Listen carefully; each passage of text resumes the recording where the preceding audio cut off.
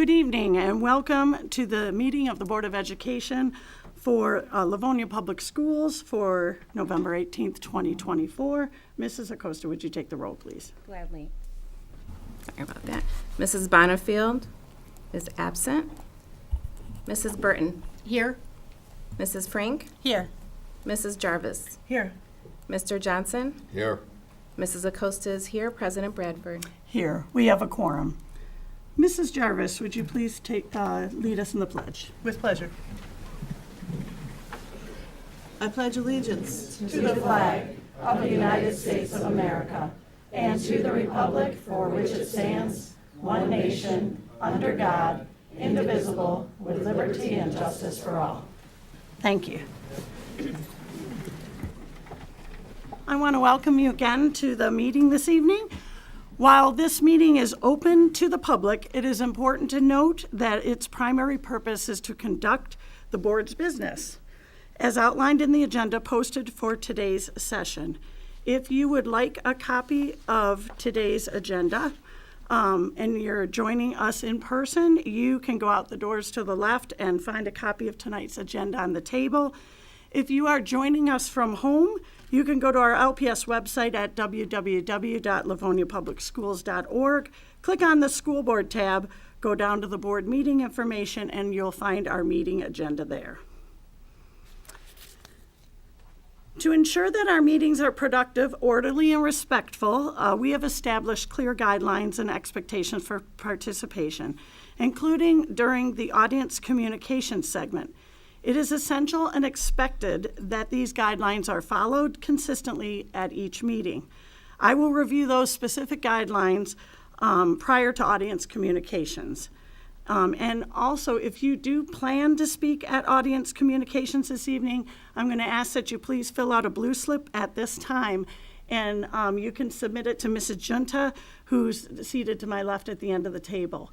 If you can get all those in prior to audience communications when we start that would be wonderful.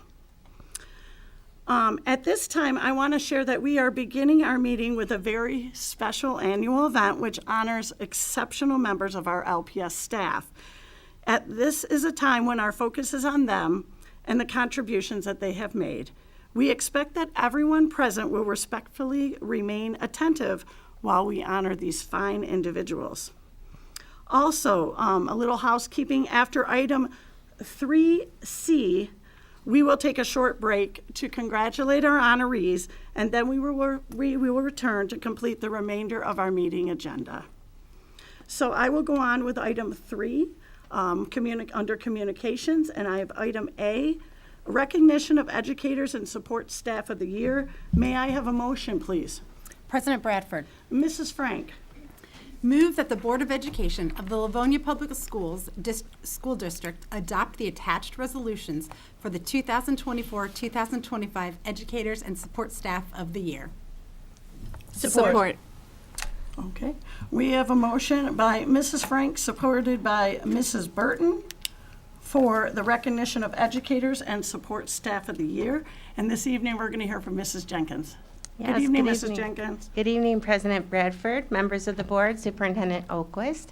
It does not seem like a whole year has passed since we did this, but tonight it's my pleasure to present to you our Livonia Public Schools Educators and Support Staff of the Year for the 2024-25 school year.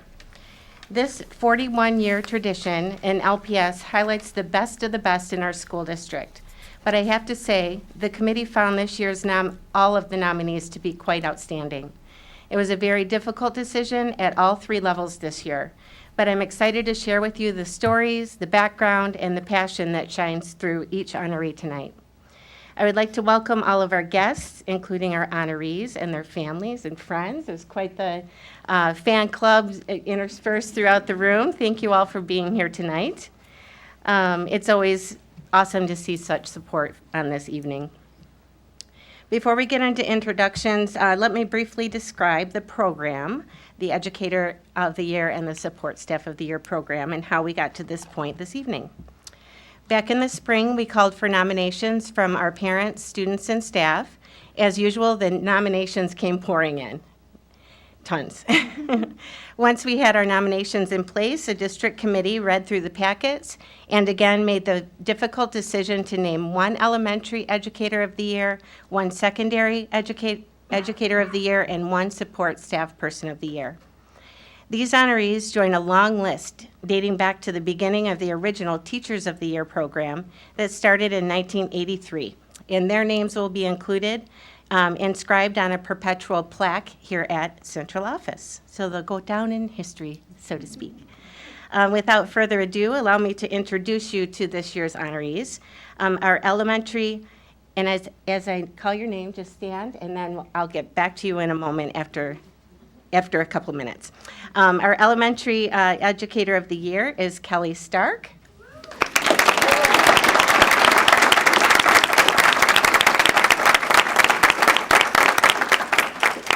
Our secondary educator of the year is Gary Mann.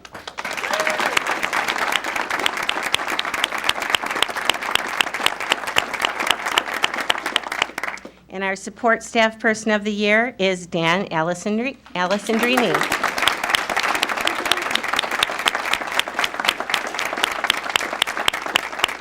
And I'll tell you all about each of the individuals in just a few moments. As I say each year during this presentation, there is a certain level of celebrity that comes with this distinction. And yes, I serve as their agent throughout the school year. Our honorees are recognized on the district's electronic media, in the district's dialogue newsletter. They're recognized at the Livonia Westland Chamber of Commerce Annual Leadership and Awards Ceremony, and at the Livonia PTSA Council's annual Founders Day event. And they've already been trending on social media since the surprise announcements happened last week or a couple weeks ago. Each honoree also receives special recognition tributes from our county and state elected officials. Our wonderful county commissioners, Terry Marecki and Glenn Anderson, prepared and signed this beautiful tribute to each of our honorees. I won't read through it, it's quite lengthy, but we appreciate that they took the time to put this together for our honorees. So I'll give those in just a few minutes. Coming soon is a similar tribute from our state elected officials. In the meantime, I'm so excited this is the best part, to present a few gifts to each honoree, including this beautiful personalized golden apple. I always like to show this off. It's very hefty. It's got a felt bottom. It's inscribed. It's beautiful, gorgeous. And also, we have worked really hard this year to assemble an awesome gift bag for each honoree. So I will be distributing these to each honoree as well. And we'd like to thank the following for contributing gift cards to the gift bags. Las Palapas Restaurant, One Under, Coach's Corner, Livonia Parks and Recreation. They provided golf passes for our city golf courses. Plant Moran Rail Point, Clark Construction, Foresight Design, NBS Commercial Interiors, Interior Environments, and French Associates. So we really appreciate them donating a wonderful array of gift cards to restaurants and retail and outdoor fun. So as I present the gifts, please, honorees, make sure that you use these for yourself, treat your families, and don't use them as Christmas presents, okay? Because they're for you. All right. At this time, I'd like to tell you a little bit about each honoree, so sit back and enjoy. This is also my very favorite part. We'll start with Kelly Stark. If you'd like to join me up at the podium, Kelly, so I can brag about you for a few minutes here. And also, if I can invite Trustee Crystal Frank to join us at the podium to read a special resolution we've prepared for Mrs. Stark.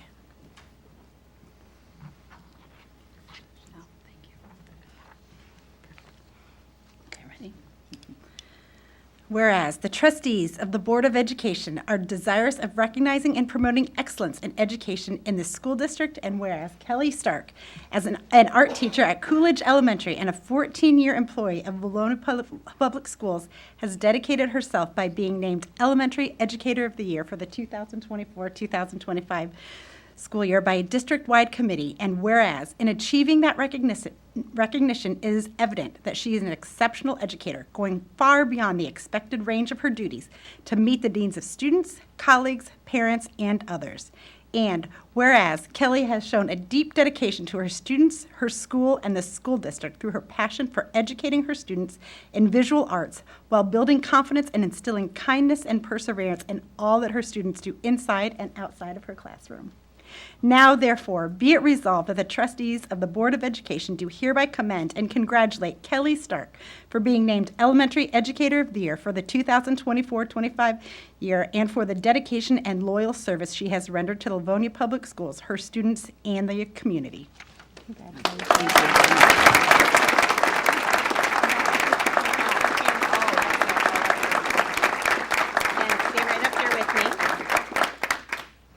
Thank you, Trustee Frank. As stated in the resolution, Kelly is a 14-year teacher in Livonia Public Schools, serving as the art teacher for more than 500 Coolidge Elementary students.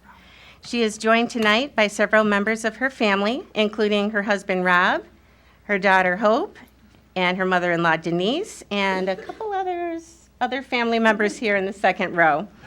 Thank you all for being here. I'd also like to thank Coolidge Elementary Principal Christy Collier and Coolidge staff for joining us this evening to show support for Kelly. Mrs. Stark, she has been nominated just about every year for this award, and obviously this year was no exception. When a parent takes time out of their busy day to submit a nomination, it's pretty special.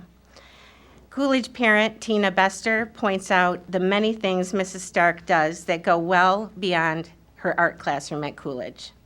From running after-school activities and events for students and organizing amazing field trips to maintaining the beautiful Coolidge garden with students over summer break, she's everywhere and always smiling and interacting with students and with families. This particular parent was grateful to participate on a field trip last year to the creek near the school, where she witnessed Mrs. Stark work her magic with the kids as they collected tiny organisms and tested the pH level of the creek water as part of Kelly participates every year in the annual Rouge River Survey Project. When she's not bringing nature to life for students, Kelly works hard to make Coolidge a better place, according to Principal Christy Collier. Mrs. Collier said, quote, "She is a hard worker who loves what she does. Her passion shines through with all of the extra enrichment projects she takes on for her students. She is one of the leaders not only at Coolidge but in our district." Kelly serves as the district's elementary visual art leader. She leads the Community Arts Program, which puts student artwork on display throughout the city. She chairs the Fine Arts Festival at the Livonia Civic Library, and she also leads the Coolidge Green Team, and she chaired the PTSA Reflections Contest for the past 5 years. And if that isn't enough, she leads professional development for her colleagues, and she helps mentor new teachers. In all that she does, Kelly upholds the district's community with character traits like no other. Centered around respectful interactions, those traits include being thoughtful, professional, positive, genuine, supportive, empathetic, reflective, and kind. These words came up over and over in her nomination packet. And if you spend just a short amount of time with Kelly, it's obvious that they are completely accurate. Mrs. Stark's philosophy is simple: reach kids where they are, draw on their individuality and unique perspectives while modeling kindness always. In her packet, Kelly said, quote, "I believe all students can learn. In our schools, we have thousands of kids who come from many diverse backgrounds, bringing their own strengths, abilities, and views of the world. As a teacher, I strive to cultivate and challenge my students to have high standards, grit, and courage. I teach creativity and independent problem solving through authentic learning and hands-on experiences." That is it in a nutshell. I love that. Kelly draws her inspiration from her own childhood. Her family moved to Livonia when she was in 3rd grade, and she recalls how kind, encouraging, and creative her teacher was. But it was her 5th grade teacher who really lit the spark. by being somewhat unconventional in his teaching style. By incorporating artistic elements in his lessons, he ensured a very interactive and engaging experience for his students. Kelly said, quote, I remembered the best moments of my education and used those moments as inspiration for the teacher I would like to be. We're pretty sure that she nailed it. Colleague and parent Kelly Cedar summed it up perfectly by saying, Kelly does everything with passion and out of love for the school, the community, and above all, the kids. And with that, I'd like to say congratulations to Kelly Stark, and I will turn it over to Kelly for a few words, but let's first give her a hand.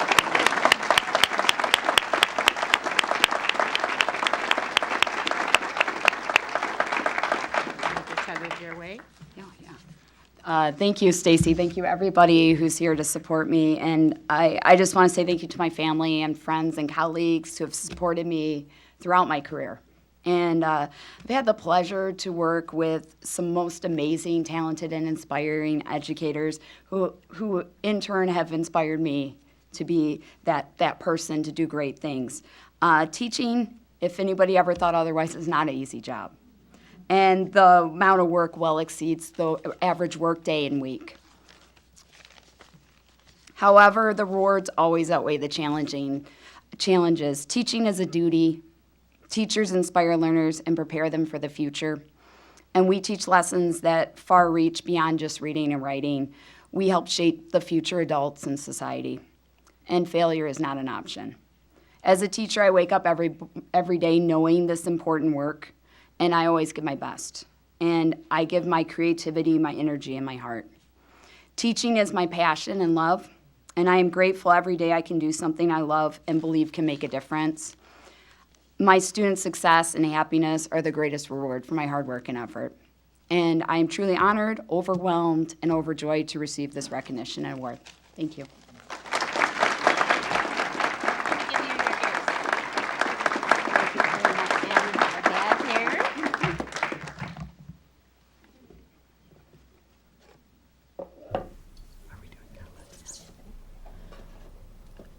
Mrs. Jenkins, are you ready for comments from the board? Maybe at the end? At the very end of all Yeah. three? Yes, if that be. Got it. That's okay? Thank you. Okay. Yep. That's perfect. All right, here's your apple. And your goodie bag. Hold on tight to that goodie bag. All right.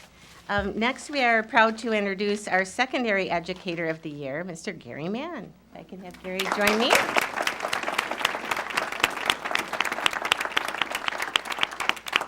And I'd like to invite Trustee Liz Jarvis to join us at the podium to read a special resolution that we've prepared for Mr. Mann. And here's your fancy copy. And here is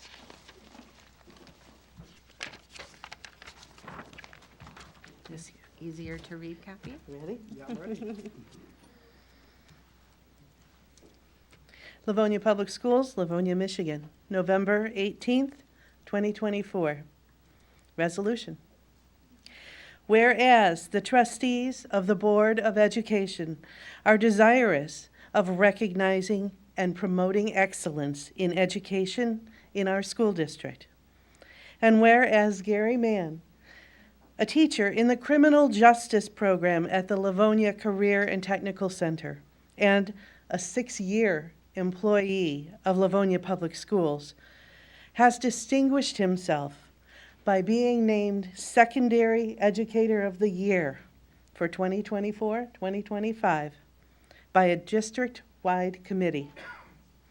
And whereas in achieving that recognition, it is evident that he is an exceptional educator, going far beyond the expected range of his duties to meet the needs of students, colleagues, parents, and others.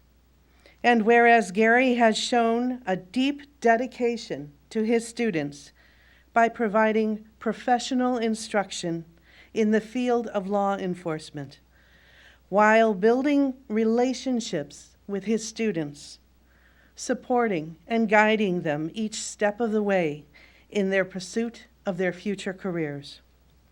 Now, therefore, be it resolved that the trustees of the Board of Education do hereby commend and congratulate Gary Mann for being named Secondary Educator of the Year for 2024-2025, and for the dedication and loyal service he has rendered to Livonia Public Schools, his students, and the community. Congratulations.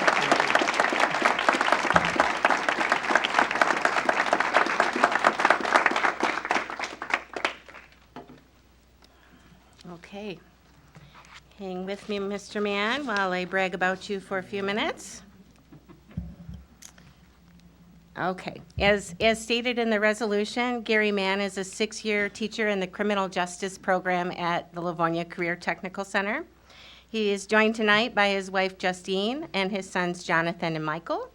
They're in the back row.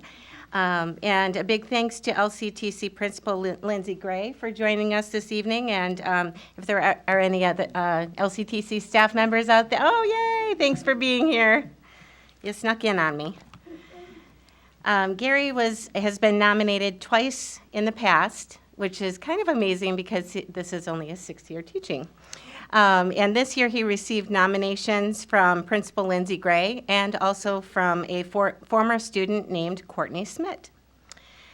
Gary is a retired police officer who has found his second career in teaching. He also serves as the chair of the school's crisis intervention team, and every school year he teaches safety response protocol to all LCTC students and staff. Additionally, he is certified as a rapid response instructor for the public. At the district level, Gary also donates his time to serve on the Vision Forward team. From reading Gary's packet, it is clear that he is a lifelong learner. He holds a bachelor's degree, a master's, a career technical education certificate, and a certificate of leadership. Recently, he became an FAA certified unmanned small aircraft pilot. And in layman's terms, he is a certified drone pilot. He's registered through Lexipol, which is the industry leader in law enforcement training. His students through the Lexipro curriculum are learning the most current trends in policing. Gary's teaching philosophy is simple. Treat everyone the way that you would want your loved ones to be treated. He knows that when you live by this golden rule, so to speak, that builds trust between the teacher and their students. And when there is trust, there is an openness to learning. And when there is an openness to learning, there is an increased confidence in the student. And he has witnessed this time and time again in his classroom. Courtney points out in her nomination that Mr. Mann set the course for her future in law enforcement. She notes that he brought in various police agencies to talk about their careers, and that he would meet one-on-one with students to assist them with resume building, interviewing skills, and connections that they would need to make in the field in order to get their start. For Courtney, she appreciated that he met with her and with her parents to talk about her desire to become a police officer. He explained the path of the public service aid programs at police departments as a nice way to enter the field. Courtney said, quote, "This is just one of the many examples of Mr. Mann showing his commitment to having a positive relationship with everyone around him." Principal Lindsay Gray notes that she recalls a senior who returned to school after the seniors were all finished up for the school year, actually for their LPS careers. He came rushing into the office one afternoon wearing a suit and tie, and he said that he was there to meet with Mr. Mann, who was expecting him. This student had received a call from a local police department that morning, and they wanted to interview him in just a matter of hours. He was nervous because this was the police department that was at the top of his list.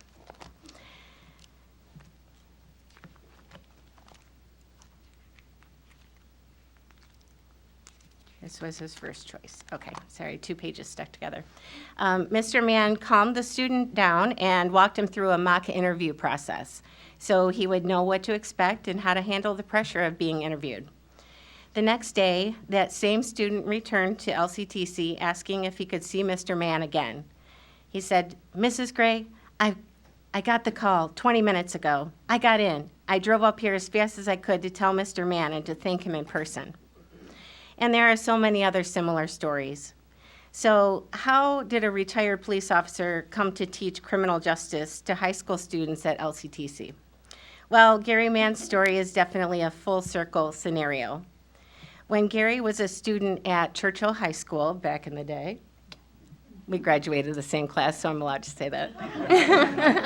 Obviously, I'm not aging as gracefully. But Oh, you're too kind. So he took the very same class that he is now teaching at the Career Center when he was a student. So that's pretty cool. He admits that he thought that it sounded like a pretty easy class, so he went for it, not knowing that by the end of the very first day in class, he would make up his mind to become a police officer. Prior to that class, he really had no idea what he wanted to do after graduating from high school. From there, Gary attended Schoolcraft College and began chasing his dream, as he put it in his packet, chasing his dream to become a police officer. He excelled in his coursework and quickly found himself as a field training officer and then as a defensive tactics training officer.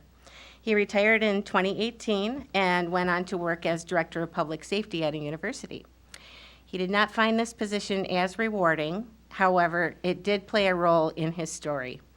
A member of his security team at this university also worked security at LCTC with our Blue Line security team. Gary asked him if the criminal justice class was still offered at the Career Center, and it was. And to this, Gary responded, "That would be my dream job." Fast forward, there was an opening at the Career Center to teach criminal justice, and Gary again went for it.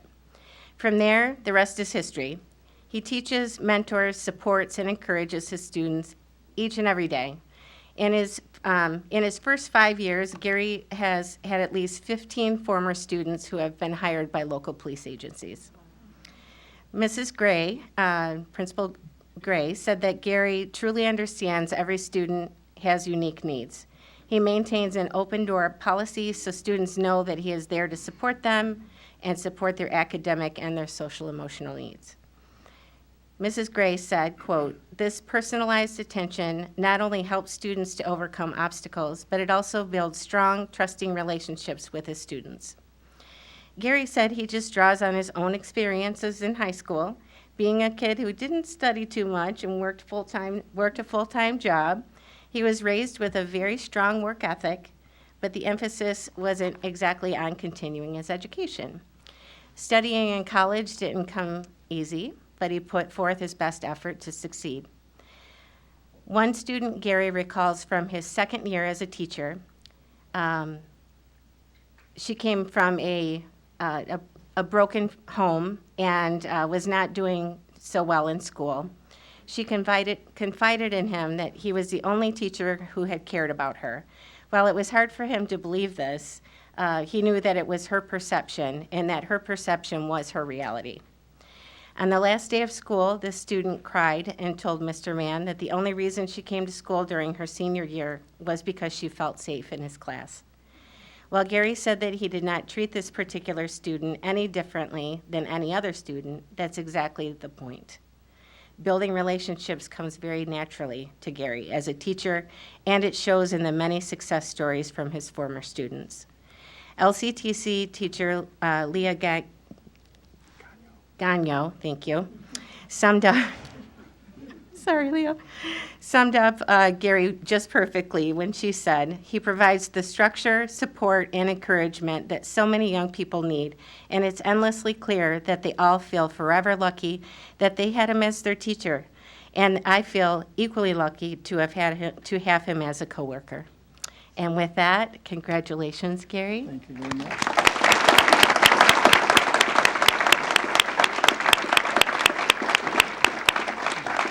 And I'll turn it over to you for a few words. I'm not convinced I have anything else to say. I will say when Stacy sent the email about what was going to happen tonight and what to prepare, she had said prepare like a 3 to 8 minute speech, but unfortunately I wasn't wearing my glasses, so I thought it said 38 minutes. So please, everybody just settle in. It's going to be a long night, right? No. And the people know me. Nobody's ever accused me of being a man of few words, so I'm going to try to be as brief as possible tonight. But I have a lot of people that I want to thank. The selection committee, thank you very much. Board of Education, we appreciate you taking your time out of the meeting tonight to recognize us. To all the other nominees, many qualified people, some of my colleagues were nominated as well, who would be equally deserving of this award. I want to thank my colleagues who came out tonight, took time out of their busy schedules to support me tonight. I have to thank my wife, Justine, and my sons, Jonathan and Michael, who always support me with everything that I do. Justine actually urged me to leave that job at the university because she saw how unhappy I was, and that's how I started my LPS journey. My son, Michael, who's a senior in high school, the first year I started, while I was creating all my lesson plans, Michael would look at him, he's like, yeah, Dad, that's not going to work. Nope, that's not going to work, Dad. Do this, do that. So Michael was able to help me quite a bit with my lesson planning when I started my career. And then my son, Jonathan, who's actually a high school teacher himself, he shares his experiences in school right now, and I kind of feed off some of the things that he has that's working for him, and I try to incorporate those into my classroom as well. Lindsay, thank you for nominating me. Stacy talked about Courtney Smith, who wrote a letter of recommendation for me as well. Actually, last Monday, Courtney started her career as a Livonia Police Public Service Aide. So she graduated from Stevenson in May, and she's working on her career in law enforcement right now, 6 months later. So congratulations to Courtney. I'm really proud of her. And then Leah Gagnon and Kara Sparks for writing such nice letters of recommendation for me. I really appreciate it. I know the kind of time that gets put into writing those recommendations, so I do really appreciate it. And from the things that Leah said, those were clearly not fact checked with my family, right? So I am deeply humbled to have been selected. This recognition means so much to me, but I want to share it with my colleagues at the Career Center. Each of them set the bar so high every single day, and they help me constantly evolve and strive to be the best version of myself that I can be. Their collaboration and dedication to the district's shared mission is invaluable, and I'm constantly learning from them every single day. And I say this with great sincerity. This is not my award. This is a Career Center award.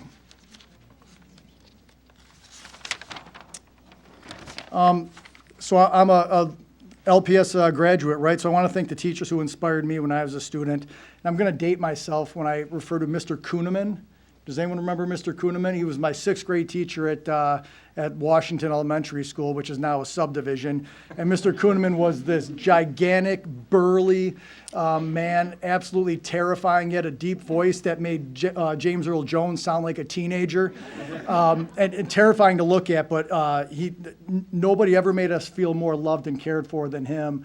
And me and my friends, we still talk about Mr. Kuhneman all the time. He passed away in 2017, unfortunately. But every single day, starting with the Pledge of Allegiance and the National Anthem, and that's why I can still sing it today. Not on key like he could, but I'll still sing it. And then kind of talked a little bit about me taking this class that I'm teaching right now when I was a senior in high school. Mr. Andrews and Mrs. Reefer from the Career Center, they gave me the confidence to pursue a career in law enforcement. And really, before I took that class, I had no idea what I was going to do after graduation. And the second that I sat in that classroom, I knew I was going to be a police officer. And kind of lastly, I want to thank the amazing students that inspire me every single day with their curiosity, resilience, and creativity. I see you, Brody Stone, over there, buddy. And in thanking the students, I have to thank the parents and the families for their trust and partnership in this. I feel fortunate to get to spend my days with your children, so I appreciate that. And on a last note, author and educator Glenn Whitman said, if you touch the heart, you move the mind. And I'm fortunate that I get to see that every single day at the Career Center with Livonia Public Schools. So thank you very much.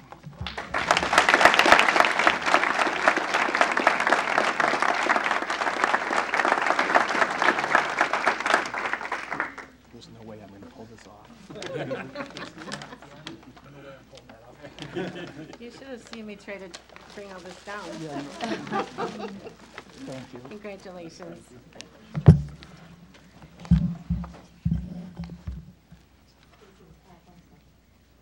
Oh, thank you.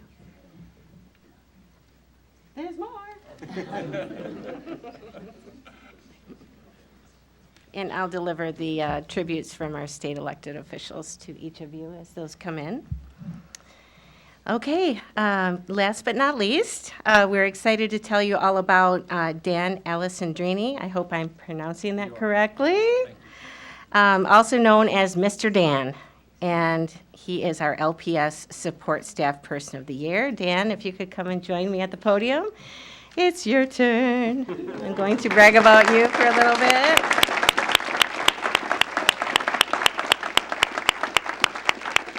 And if I could invite Board President or Vice President Mark Johnson to join us at the podium to read a special resolution that we've prepared especially for Dan.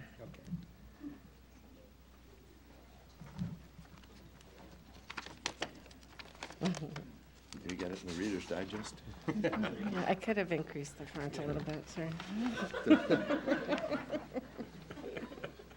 My arms are just too short. At least it's not in the Congratulations, Dan. scrolly, the fancy script, right?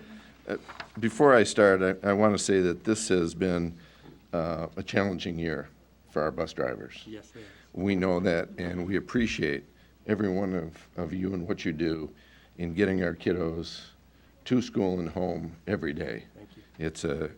It's a tremendous job that you guys do, and we appreciate it.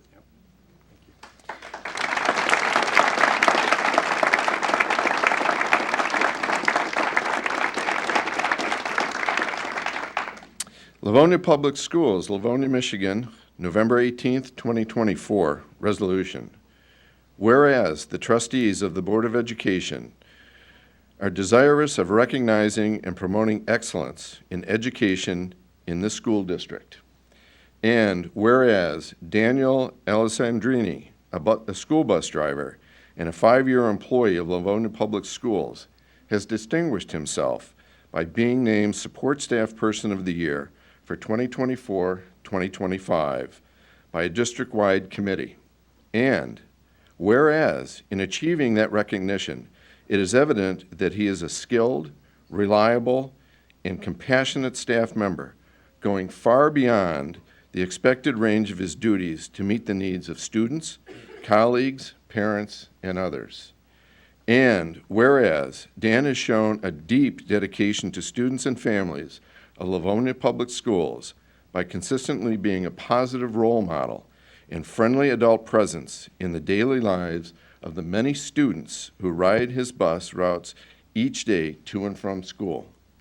Now, therefore, be it resolved that the Trust of Education do hereby commend and congratulate Daniel Alessandrini for being named Support Staff Person of the Year for 2024-2025 and for the dedication and loyal service he has rendered to Livonia Public Schools, students in his cares, and the community. Thank you, Dan.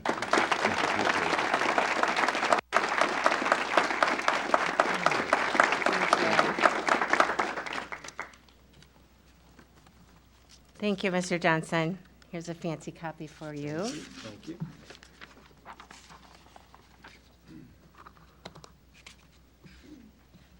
Okay. As mentioned, as stated in the resolution, Dan Alessandrini is in his 5th year as a school bus driver in Livonia Public Schools. I don't know if you're still Churchill, Frost, Johnson, and Kennedy? Yep. Okay, so he drives for Churchill, Frost Middle School, Johnson Upper Elementary, and Kennedy Elementary.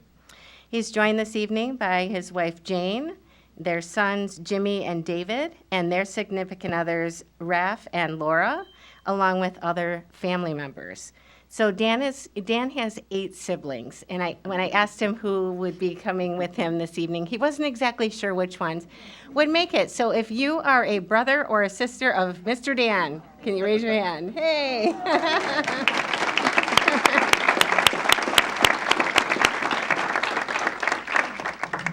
Thank you for being here. And also a big thanks to our transportation supervisor, Vicki Simonik, and other LPS Transportation Department staff members. I see you in the second row. Dan's got quite the fan club here tonight, so thank you for being here.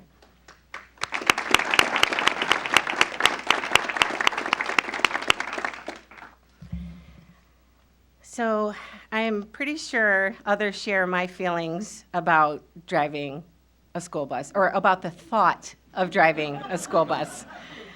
Safely transporting hundreds of students each day to and from school while navigating everything from dodging the never-ending maze of orange barrels in the roadways and sometimes negotiating dicey road conditions to having to predict and respond to the often impatient and aggressive drivers on the roads, all while managing to keep your precious cargo somewhat quiet, seated, and safe along the ride. Our next honoree does all of this and so much more. He does all of this with his heart and soul and always with a genuine smile. When we think about ways to set our students off on the right foot each morning so they're feeling good and ready to learn, Dan does just this every day with every student on every route. He knows all their names and even some of their interests. He showers them with compliments, such as, "Hey, nice shoes, are those new?" Or, "Cool backpack." Yeah. The students light up when they hear these simple words from Mr. Dan. Dan was nominated by parents from Kennedy Elementary and Churchill High School, which is pretty cool. A Kennedy parent had this to say: "Mr. Dan greets the kids every day with a smile and with kindness. He maintains safety with respect for the kids. Also, he rarely misses work." And this is true. Dan has had years of perfect attendance and other years of outstanding attendance throughout his career with LPS thus far. Great job. He attended, she added that Mr. Dan makes her daughter's bus ride joyful. This parent is also very impressed that Mr. Dan greets every child by name, learns all of the parents at each bus stop, plays music to make the ride feel shorter, and he even dresses up on fun holidays. A Churchill parent had this to say: "He clearly cares about his students on the bus, and he literally goes that extra mile. Mr. Dan is the best driver my daughter's ever had." She went on to say, "I think that the morning experience is critical in having a successful rest of the day at school. Mr. Dan is so kind to the students, and I think that sets the tone for them as they exit the bus and head into school. His genuine kindness after school allows them to head home in a positive mindset as well." Dan's approach to his job is simple: show respect to receive respect. Accept that the passengers are kids, and don't expect perfection. That's probably key. Keep them safe and let them enjoy the ride. He adds that music is a great way to build relationships. Dan upholds the community with character traits and especially demonstrates support and kindness. Here's another example. A student was on his bus, and it was apparent that she was putting up kind of a tough exterior, and she would challenge everyone and was kind of becoming the target of some kids making fun of her, and she was brand new to the school and to the bus route. Mr. Dan noticed it all and advised the student to ignore those who were being unkind and to stay true to herself. By the end of the school year, Dan let her know that he noticed and was proud of her for making such strides in finding her place in a new school. Mr. Dan is always on the lookout for students who struggle to fit in and is in communication with school staff who may notice this happening with students. Not that driving a school bus isn't already challenging enough. Let's not forget that each year we have little kindergartners who are afraid to leave their parents. One little fellow in particular, Dan recalls, was not happy about hopping onto the school bus and leaving his dad behind. Mr. Dan assisted the little guy to his seat and promised him a gift if he sat down. Very smart. Bribery always works. He gave him a little rubber school bus toy, and a huge smile came over the little guy's face. Mr. Dan told him that he could keep it and bring it back the next day.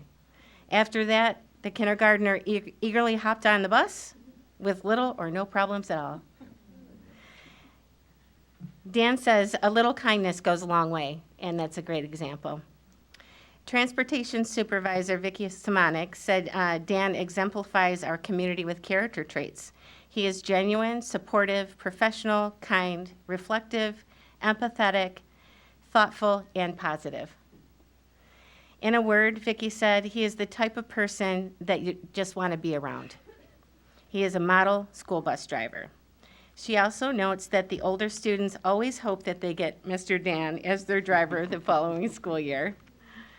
And he is described by members of the community as a treasure and as a diamond. Johnson Upper Elementary teacher Amanda Campo said Dan works so well with staff to figure out solutions for difficult situations, while always remaining positive. She recalls that Dan worked with her on making the bus transition a smooth one for a student who has special needs. And Dan made this happen by ensuring that the student entered the bus ahead of other students and making sure that that student was comfortable during the bus ride. Amanda said, quote, "Since Dan was so accepting of this student and his needs, the student never had a problem on the bus." And that's just the way Mr. Dan does things. Showing respect for all students and making sure that their bus ride to and from school is not only a safe one, but is also comfortable and maybe even a little bit of fun. Congratulations, Dan.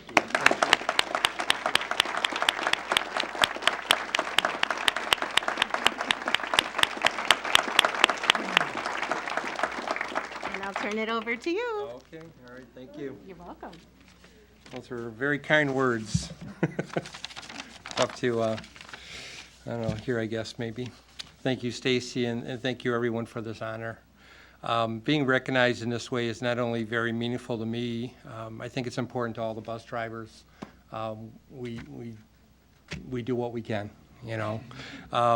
As you can probably imagine, a lot goes into our workday. When it's easy and everyone enjoys the ride, and we all arrive safely and on time, then it's a good day. Some days the traffic or weather is difficult, as you can imagine, or there's a mile-long train crossing the tracks right on the road. But the biggest wild card is always, how are the students going to behave? Parents, you know what it's like when your child is in the back seat and they're upset or misbehaving. Imagine that was multiplied by 50 or 60. Needless to say, it's not easy to watch the road, anticipate what other drivers are going to do, pedestrians, what they're doing, navigate every turn on your stops, make every stop on time, and keep an eye on the student mirror, because you don't know what they're doing back there. All bets are off if there's a bee on the bus.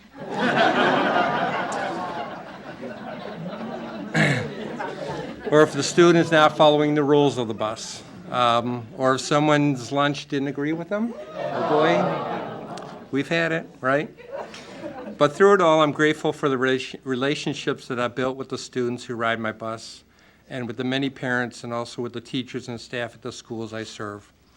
As a community, it's important that everyone does their part to keep these students safe.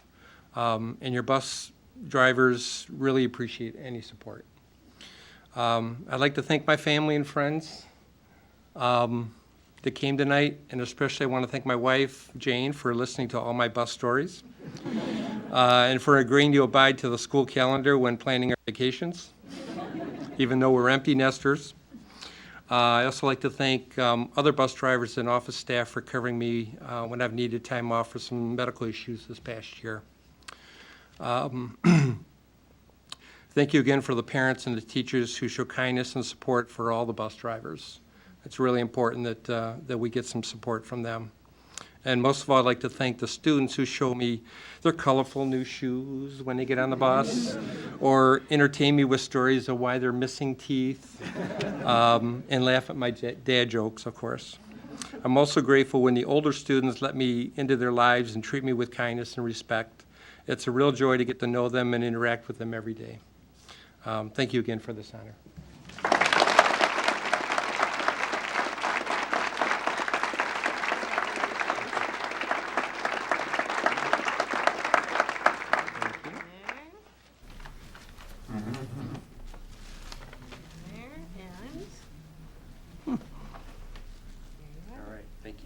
You're welcome. And that concludes our program for this year. I'll be back next year with 3 more fantastic honorees. And if you join me in one more round of applause for all 3.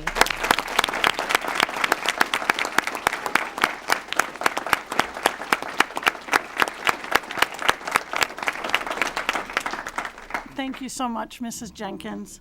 At this time, do we have any questions or comments from the board?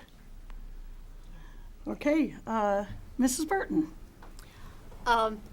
It is always a joy when we have this evening to spend with you folks who have been nominated by the parents, the kids, the staff that work with you. I heard more than once tonight comment about a special educator or a special person in your school districts that really made a difference. And I know I think probably everyone in this room can remember a few really, really exceptional people. So we are just thrilled to honor you tonight as being some of those exceptional people who really truly make a difference in kids' lives and who they literally will remember for decades. That it is a joy to share this honor with you. Thank you to the families who support your loved ones who do this really, really important work. But again, it's just our joy, and thank you for being some of those very special people that when our collective kids will remember Livonia Public Schools, they will remember you. Thank you, Mrs. Burton. Anybody else? I know I'm Mrs. not a board member, but Oh, may of course, may I Mrs. speak? Oakwist. Thank you so much. Yes. Well, Kelly and Dan and Gary, what an honor it is to have you here tonight. This is, our November meeting is often one of our very favorites because of this. And you exemplify what is best about Livonia Public Schools. And some common themes that we heard from Mrs. Jenkins was a deep care for your students, a true and mutual respect, and that connection that you've built with them to truly get to know them and to meet their needs. And I know in your roles, Kelly, at your school, you get a chance to see every single student every single year as their art teacher.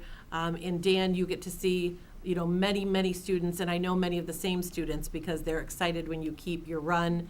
And Gary, the impact that you're having as our students are truly taking their last step with LPS before they head out onto their professional journey. How exciting each of those opportunities are. We are so grateful for what each of you do. I'm so happy you had your family and colleagues here to hear these wonderful things about you. And I'd like to thank each one of our folks who took time to nominate. I know from the committee there were dozens and dozens and dozens of folks who were nominated. It takes a lot of time to make those nominations, so we thank you. But most of all, we're thrilled to have each of you here and exemplifying what we love about LPS. Thank you. Thank you.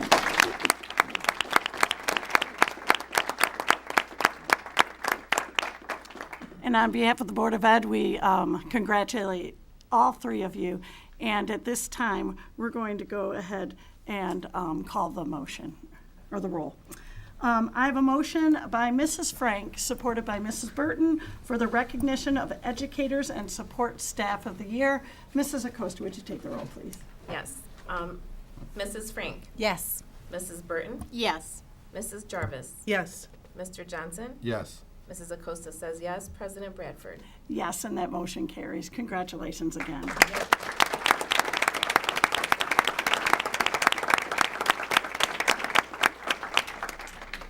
Okay, we're going to move on to item 3B, the recognition of American Education Week. May I have a motion, please? President Bradford, Mrs. Burton. move that the Board of Education of the Livonia Public Schools School District designate November 18th through the 22nd, 2024, as the 103rd annual observance of American Education Week. Support. We have a motion by Mrs. Burton, supported by Mrs. Jarvis, for the recognition of American Education Week. And once again, we'll hear from Mrs. Jenkins. Thank you, President Bradford. You're welcome. Each year, our district, like those across the U.S., recognizes American Education Week, which is designated this year as being today, starting today, November 18th through November 22nd. This year marks the 103rd year that American Education Week has been observed in our country. The history behind American Education Week it actually dates back to 1919, when the National Education Association was concerned that 25% of the nation's World War I draftees did not know how to read. The NEA teamed up with the American Legion to seek ways to generate support for education. In 1921, at the NEA Assembly in Des Moines, Iowa, a designation was created to recognize 1 week each year to spotlight education, calling for, quote, an educational week observed in all communities annually for the purpose of informing the public of the accomplishments and the needs of the public schools and to secure the cooperation and support of the public in meeting those needs. Before too long, the observance was co-sponsored by the U.S. Office of Education, the National PTA, the American Legion Auxiliary, and a whole host of other organizations. The tradition continues today, and the resolution before you describes in detail the rationale for commemorating American Education Week each year in our country, our state, and here in Livonia Public Schools. At this time, I'd like to invite Board Trustee Colleen Burton to join me at the podium, and also if I could invite Livonia Education Association Vice President Megan Brisley to join us to accept the resolution. Hi, Megan. Thank you for being here. Thank you for having me. Okay, I have, there's the plain, here's the fancy. It's for you. Thank you. Megan. Thank you. Thank you. American Education Week, November 18th through the 22nd, 2024. Resolution. Whereas public schools are the backbone of our democracy, providing young people with the tools they need to maintain our nation's precious values of freedom, civility, and equality. And whereas by equipping young Americans with both practical skills and broader intellectual abilities, schools give them hope for and access to a productive future. And whereas public education employees work tirelessly to serve our children and communities with care and professionalism. And whereas schools unite entire communities, bringing together adults and children, educators and volunteers, business leaders, and elected officials in a common purpose, now therefore be it resolved that the trustees of the Board of Education of the Livonia Public Schools School District do hereby proclaim November 18th through the 22nd, 2024 as the 103rd annual observance of American Education Week, and urge all citizens to make a commitment to public education and to the future of our children. Be it further resolved that the trustees of the Livonia Public Schools Board of Education take this special occasion to thank the Livonia Public School employees, parents, and community volunteers for the work that they do to educate and support the children of our school district.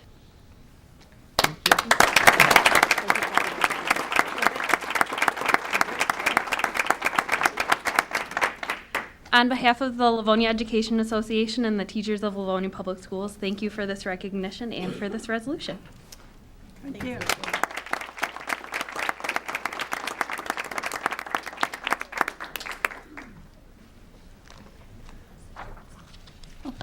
All right, do we have any questions or comments from the board this evening?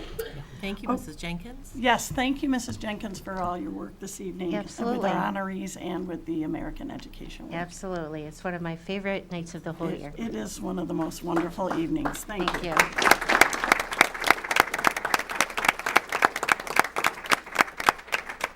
Okay, we have a motion by Mrs. Burton, supported by Mrs. Jarvis, for the recognition of American Education Week. Mrs. Acosta, would you take the roll, please? Yes. Mrs. Burton. Yes. Mrs. Jarvis. Yes. Mr. Johnson. Yes. Mrs. Frank. Yes. Mrs. Acosta says yes. President Bradford. Yes, and that motion carries. We're going to move on to item 3C, the district update from the superintendent. And at this time, I'm going to ask Mrs. Oquist if she would go ahead and yield her time. We love to hear about the district update usually at every regular meeting, in hearing about our kiddos and everything that's happening in our schools. But we do know we have lots of people here this evening, and we were wondering if we could move that to our committee of the whole or our next regular board meeting. Oh, absolutely, yes. And we will, definitely, we'll cover it at next month's Committee of the Whole. I'd be happy to do that. We have lots of great things to share from our classrooms, from our athletic fields, and from our stages.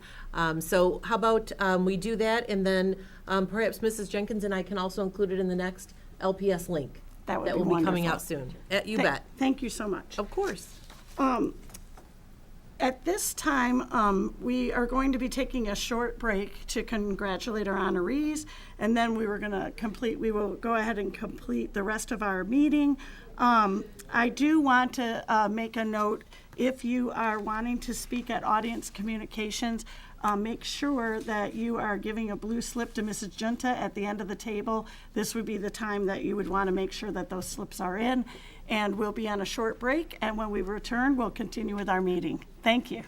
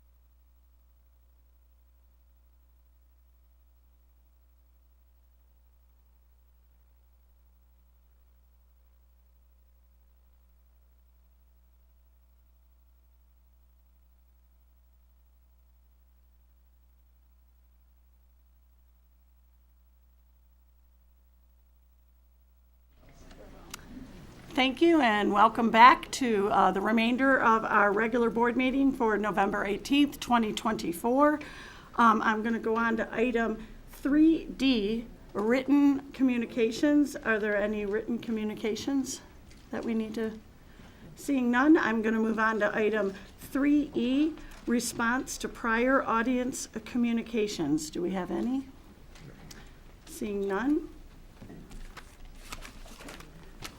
We will go ahead and move on to item 3F, audience communications. I am going to ask, is there any more blue slips which are to come before the board here? All right.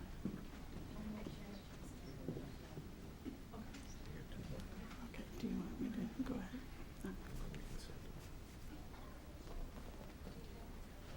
Thank you. Okay. Okay, so I have received about 12 blue slips for people who would wish to speak before the board this evening. Typically, we do, in our laws, we require limited to 15 minutes with the remainder to take place after item 9D, hearing from board members. I'm going to ask my board if it is okay that we go ahead and listen to all 12 of these and do that right currently. Does anybody have a problem, or as opposed to hearing them? We won't be hearing them at the end of the meeting. We would go ahead and do all of these currently. Is there anybody on my board opposed to that? Okay, so the slips that I have are the ones that will be having people come to the podium. So we'll go ahead and do that, and I'm just going to give some guidelines as to how we will run this audience communications. So let me just get to my spot here.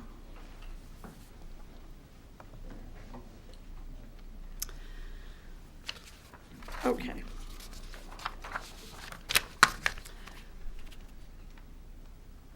I'm going to go ahead with the guidelines for those who are wishing to speak. Each person will be given 3 minutes to address the board. We have Mr. Johnson here will be our timekeeper. He will keep track, and you will hear a small tone go off. When you hear that tone, we would like you to wrap up your comments and be finished, please. Another guideline, no one is able to yield their time to another person. You are able to speak for up to 3 minutes, but you may not yield your time to somebody else so that they get additional minutes to speak. All comments are to be directed to the board, not to anyone in the room or the audience. Please direct your comments to us. We hold a high standard for respectful interactions and decorum during our meetings. This will be shown to you by the board, the administration, and it is expected of all of us that are in attendance. I'm going to ask, while any speaker is speaking, either a board member or an audience member, that there will be no cheering, booing, side conversations, or call-outs. Please be respectful to someone who's at the addressing our board. Every board member needs to hear the complete remarks being shared and will not be interrupted. If this takes place, I will address this immediately so that our meeting can continue without interruption. If you do not comply with this after being addressed, you will be asked to leave the meeting.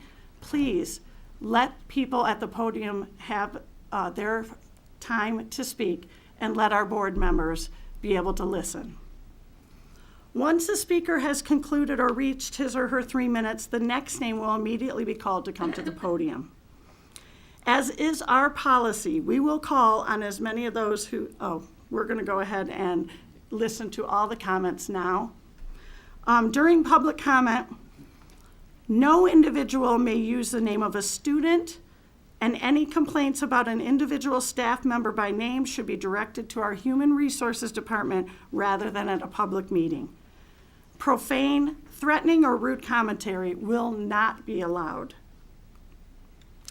Finally, typically, our board does not make comments. We are here to listen, but due to the nature of the topic this evening, I'm going to make the following statement. In our district, personnel decisions are made with integrity and based on a deliberative review of the individual circumstances that are present. While members of the board and district administration do not comment on or discuss an individual personnel situation, we have full confidence in our school and athletic administration as they move through this process. Before we start the comment period, this board is aware of certain rumors circulating online and in our community regarding the circumstances surrounding the employment of a district coach. We suspect that many of you may be here this evening to comment on those rumors. While you are welcome to address the board, please know that the rumors are completely false, inaccurate, and without merit. To be specific, the irresponsible commentary spreading online suggesting that a biological male student requested to utilize shower facilities in the presence of female student athletes is not true. The contention that a dispute over access to locker room facilities for transgender student athletes was the basis for the termination of the coach is also not true.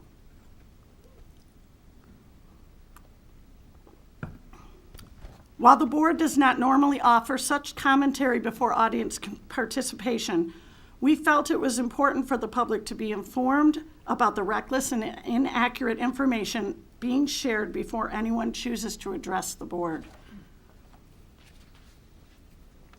At this time, I'm going to call our first speaker to the podium, and that would be Brody Stone. Please come to the podium.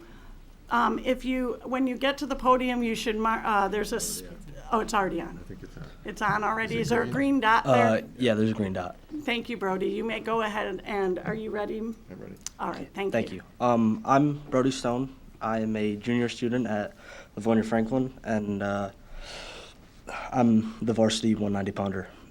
I haven't known Chiola for the longest, considering I've only wrestled for him for 2 years. But over those 2 years, I've grown very close with him, and he has been very, very open and heartwarming with me throughout my injuries. Last year, I blew out one of my knees, and this year I blew out the other. As soon as I got the news that my ACL, my meniscus had been torn, he was the first person I called, and that call lasted probably about 15 or 20 minutes. And I didn't know what to do, and he really helped me with that.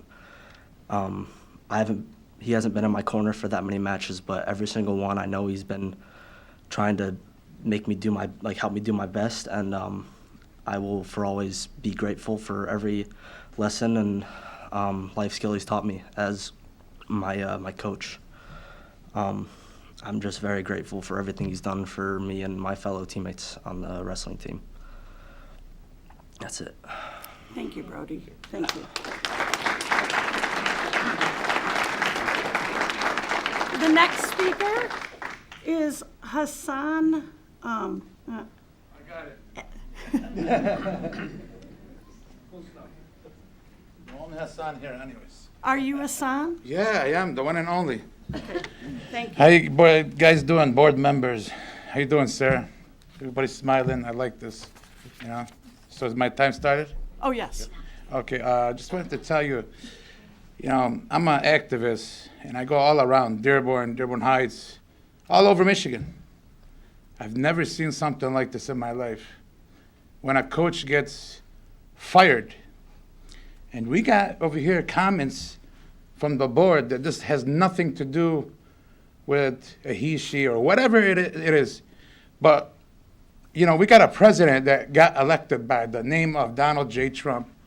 And he said the first thing is, when I take office, if you guys sit there and put anything towards kids, your funding will stop. Very simple. I'm a Republican delegate. And I'll make sure you'll be the first ones to get defunded. And it's a promise. Right now, I'm entertaining a motion to suspend the rules, put the motion on the floor, and take roll call, and give the man his job back. I'm putting a resolution for you guys to vote on it, to give the man his job back. We're here to listen. We are not going to take rules of order. Sir, we're Ma'am, not taking a resolution at this time. We are here to listen. Suspend the rules, put the motion on the floor, and take roll call. And I might put a resolution Your to give time- him his job is back. time done? That gentleman worked for 24 years. Mm-hmm. How many people raised their hands that want this gentleman's job back? Everybody in this audience, look at the, what's it called? How many people? 1, 2, 3, 4, 5, 6, 7, 8, 9. None of you don't want to give him his job back, but over 100 people want this gentleman to get his job back. Give him his job back. Because let me tell you something. I promise you, my name is Hassan Ayoun, and I approve this message. If you do not give him his job back, you will get defunded when President Trump comes into office. Look me up, Hassan Ayoun, on the internet. I'm not no little riffraff. Okay? I'm just telling you guys to give this gentleman his job back. Why don't you want to give him his job back? Sir, this is not a back and This forth is conversation. okay, then you don't have to answer me. You can just listen. We don't have to go back and forth. I'm entitled to speak. You don't have to answer. And we are listening. Okay, keep listening. Are you going to give this gentleman his job back? You guys got elected by these people that raised their hands up. These people are going to vote you out. And you're going to get defunded. Guaranteed. Because you guys are lying. You know what's going to happen January 20th. He's not playing around. He's ready to clean house with all this propaganda, fake news you guys are sitting there saying that. Why did the gentleman get fired then? Let's be honest with each other. Thank you, Hassan. We appreciate it. Give the guy his job back. Shame on you guys. The next speaker is David Chiola.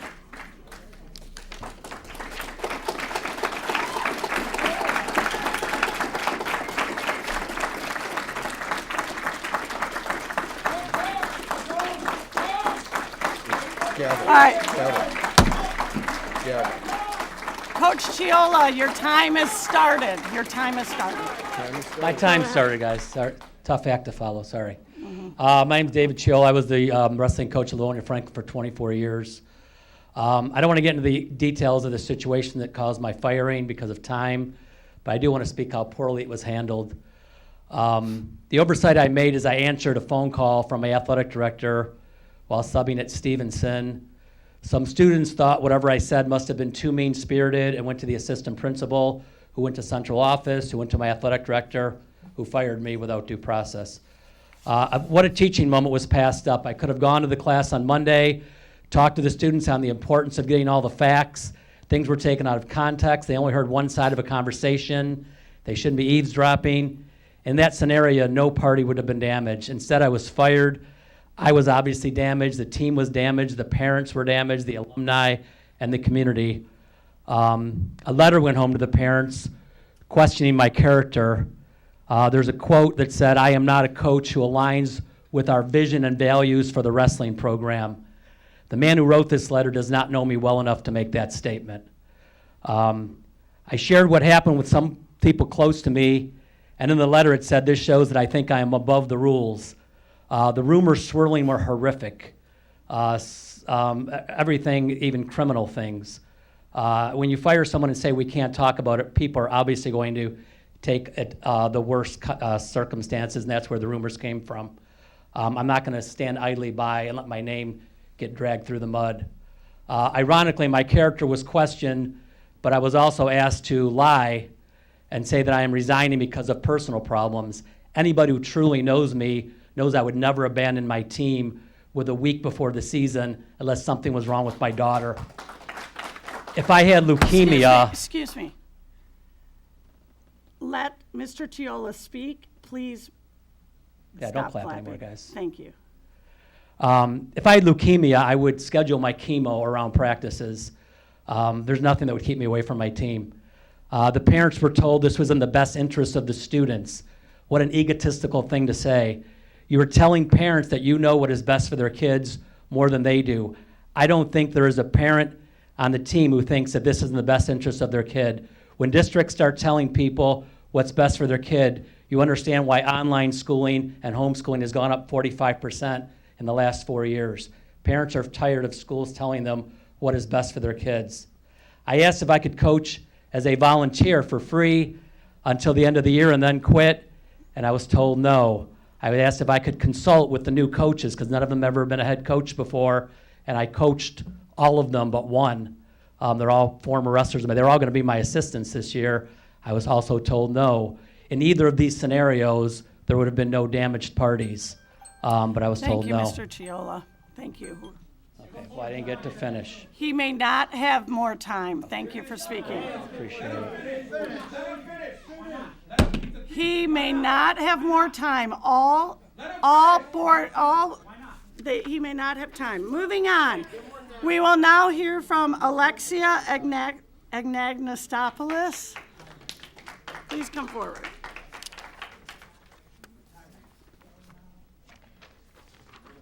Grooming is the action or behavior used to establish an emotional connection with a vulnerable person, generally a minor under the age of consent, to lower their inhibitions with the objective of sexual abuse.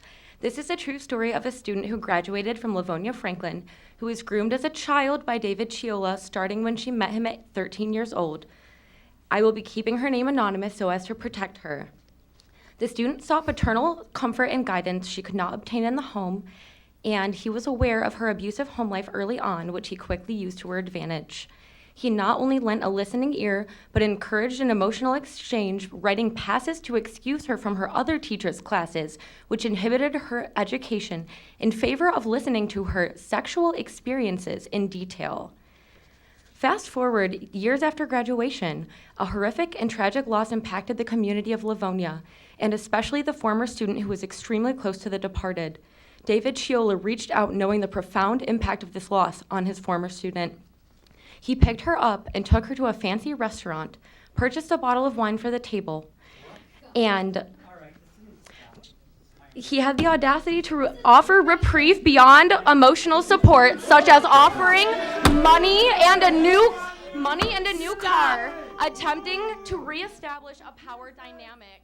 She refused his offers, and they finished dinner. Back at his house. Back at his house, he poured another bottle of wine. Ma'am, please stop for a moment. Please stop.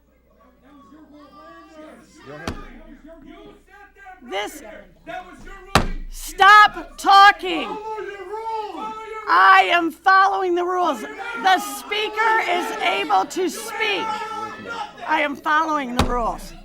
I'm not going to argue. She has not finished her 3 minutes. She may continue, and I'm asking the audience to be quiet. No.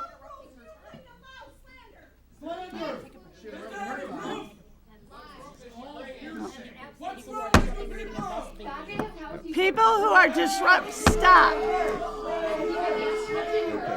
Yeah. Recess? We are going to recess immediately.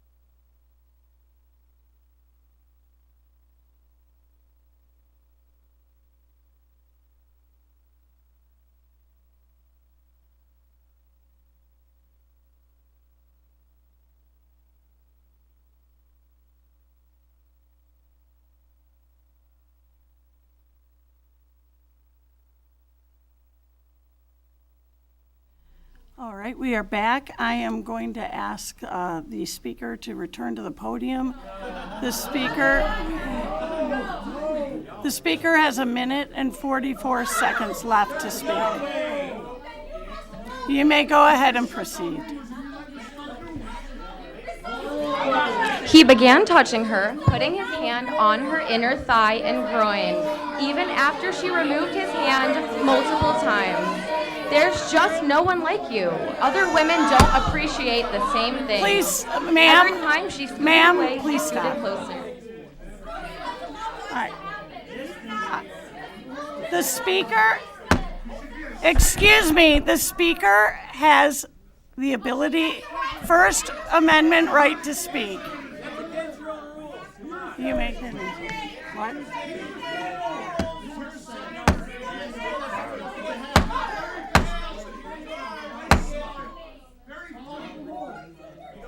The speaker has a right to speak.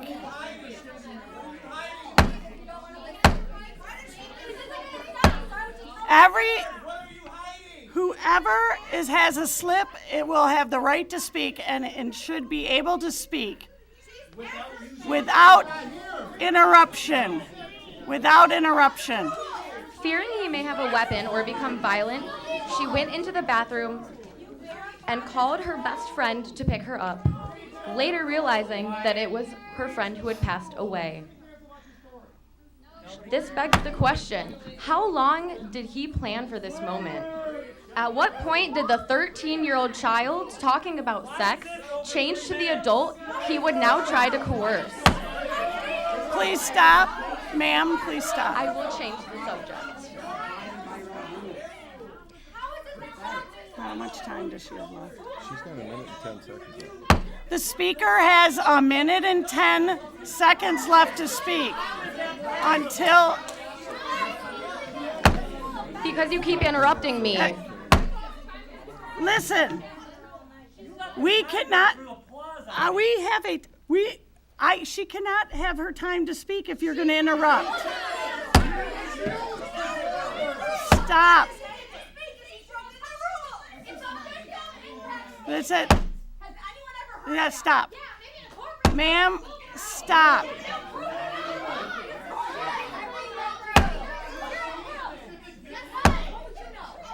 Stop. Order. This is one victim's impact statement.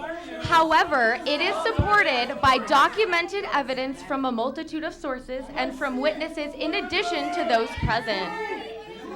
I understand how some of you may be here in support of him without having many, if any, of the facts regarding his termination. The former student understands best of all the feeling of unwavering trust and disbelief that he is capable of such behaviors. He knows what he did. Ma'am, Behaviors with Ma'am, you need to address the board, not the audience. Address the board, please. He knows what he did. Behaviors with concrete... Stop, thank you. Go ahead and continue. Behaviors with concrete recorded evidence include, but are not limited to, kissing a student on the head while they were underage, offering to buy students alcohol, having a wrestler steal information regarding an upcoming meet in order to have an advantage, hitting a student in class in front of other students and receiving a suspension, leading to him to be pushed to retire, among other things. The reasoning the person has stated online for his dismissal was the final straw. He was the adult, the mentor. Your time is up. Step back.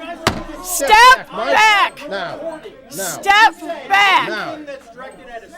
Now. Step back. Staff member. I am done. Thank you. Step back from the podium.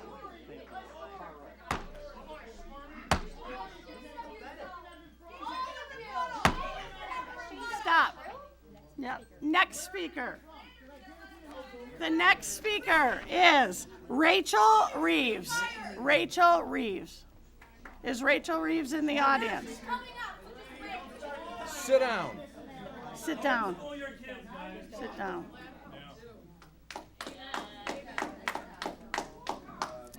All right, you have 3 minutes. When my son met Coach Chiola, he was in 7th grade. He was overweight, he lacked self-confidence and self-esteem, not to mention self-discipline. He didn't care about school.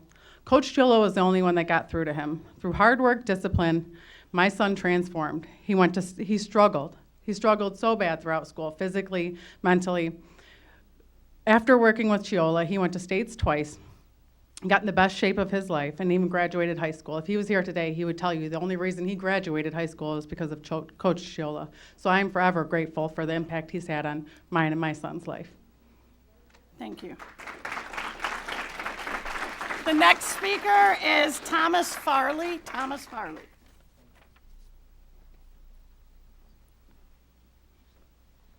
I'm here to speak on Tom Farley. Here to speak on behalf of Dave. I've known him for over 45 years, having gone to school with him back at Bishop Borges, back in the old neighborhood. He's always been a stand-up guy. He's always been very supportive of the Livonia schools. He's never had a problem asking us, for donations to help support his program.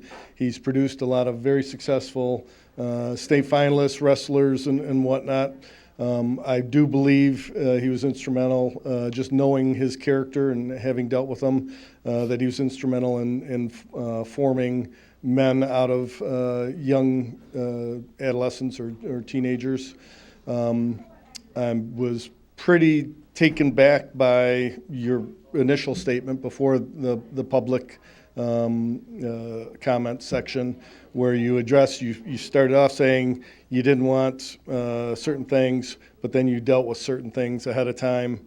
I think that just set everything off on the wrong foot there. And then to allow this recent speaker to address names and give specifics and potentially slander somebody. I don't know the rules on public schools, but it seems like that's way out of appropriateness. So I just want to say I'm very disappointed, and I hope Dave can salvage something out of this and try to protect his otherwise stellar reputation. So thank you. Thank you. The next speaker is Michael Colleton. Thank you. Yes.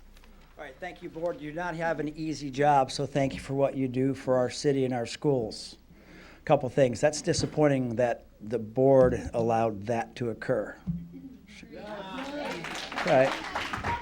There seems to be a lack of control in many areas here, specifically possibly in the school system.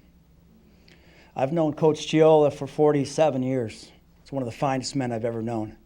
This man takes boys and makes them to men. Real men. We need men like that to be Marines, plumbers, but he also takes young ladies. He takes them out of state, helps with their parents, become excellent student athletes. His GPA is one of the highest you've ever had at Franklin High School. Yet here you bring him in here. Defamation, the assaulting of one character in writing. It creates integrity issues. Slander, something that happens in verbiage. There's been letters sent. We've seen them. Libelous. What happens when defamation's in writing? What happens from a school board system, all of a sudden the school board is directly responsible, not just the individual. Shame on all of you. I know it's difficult. Coach Chiola has been one of the finest men I know. But by the way, thank you very much for your time today. I'm sorry, you have more. Oh, I do. How much time do I have, sir? Yeah, 1:36. Well, thank you. Yeah, Okay. So we've gone over the definition of libel. Isn't that right, ladies? Gentlemen? We've gone over the definition of slander. That's to be public. We can handle that. What I want to talk about is David Chiola, one of the finest men I've ever met in my life. I've met many men. He's given his whole life for his children. This is 30-some years an educator. 30 years. And you throw him out in the garbage? When we need men more than ever, you throw him away. What is wrong with you? Is there a new woke society for athletic directors trying to, what has Franklin made anyways? I'm a citizen here in Livonia. I'm disgusted with you guys. Excuse me, maybe not you guys. Maybe you don't know the whole thing. Maybe you don't know the whole story. Maybe the whole entire conversation wasn't brought forth. Maybe Mr. Chola wasn't brought in front of your board. He's one of yours. You threw him away. I saw excellent educators here lauded. But what happens when they're lauded like he was for 18 city championships? All the people he saved from school, all the kids who are going to quit. These are the guys you want teaching your kids. Yet as soon as he retires as a teacher, you throw him away. Over what? What's going on in our city? Is this indicative of the direction we are going as a city, as a country? Shame on you. Please reconsider. Give the man an opportunity to redeem himself. Thank you for your listening to me. God bless you all. God bless America. The next speaker is Chris Van Camp. Chris Van Camp. Not too sure you want to listen to me after I came up here, but it was very clear what these rules were, and I was kind of distraught when I saw, because your specific words were, and I went back because of my many years in the military and in high school sports before concussions were really harped on. I don't have a great short-term memory, but you specifically said any complaints need to be brought before HR. This was asinine. This was unneeded. This wasn't the place for it. And to bring it into a public forum without any kind of vetting of what happened, that was just gross negligence. That should have been shut down from the beginning.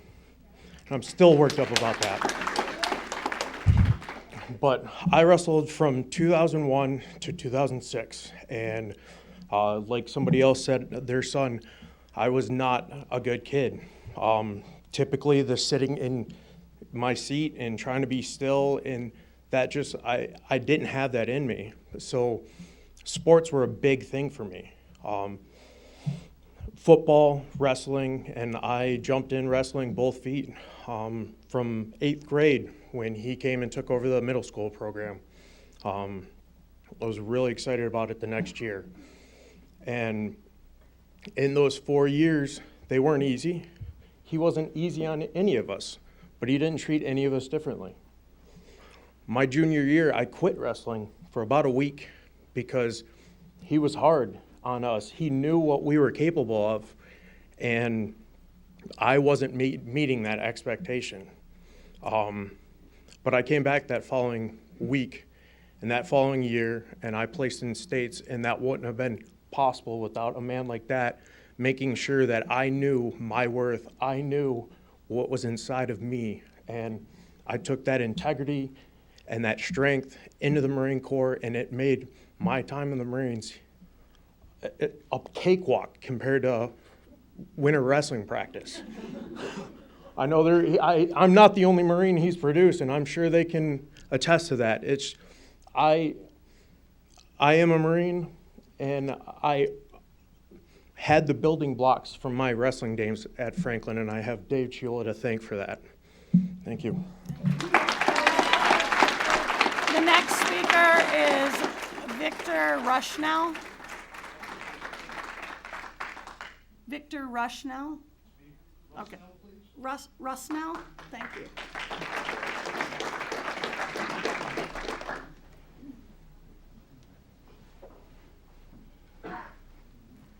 Good evening. I sat and listened to the beginning of the program tonight with honoring all your teachers, and as the testimonies were being read, and the testaments how great these teachers were doing everything you said described Dave Chiola. My sons, I've known Dave for 12 years. Both of my sons wrestled for him. One of my sons went to the United States Naval Academy because of Dave. Now he's a Marine infantry officer because of Dave Chiola. And for you guys to tell the rumors, say, no, these rumors are quashed, and then let that gal speak and defame him, I'm flabbergasted. It's a travesty. So you've dispelled the rumors. That had nothing to do with anything. I'd kind of like to know why you got rid of him then. If it was such a snap decision, Friday and he's gone on Monday, I mean, I don't get it. I don't understand. So, I mean, I don't have anything else to say. I'm not happy. I'm very disappointed. I think you should be disappointed. All the kids that he's produced, all the men, all the girls he's taken under his wing, his stat girls, some of the wrestlers. I don't know where your decision is. I don't know what you guys are looking for in education. It's horrible. Read those testimonies again and apply it to Dave Chiola. That's who that is. Thank you. Thank you. Madeline Chiola?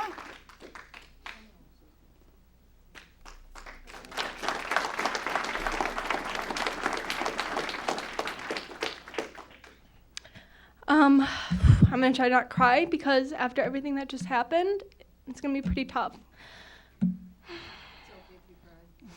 I'm very disappointed with with you guys. It wasn't your decision initially to fire him, but to allow what happened to happen.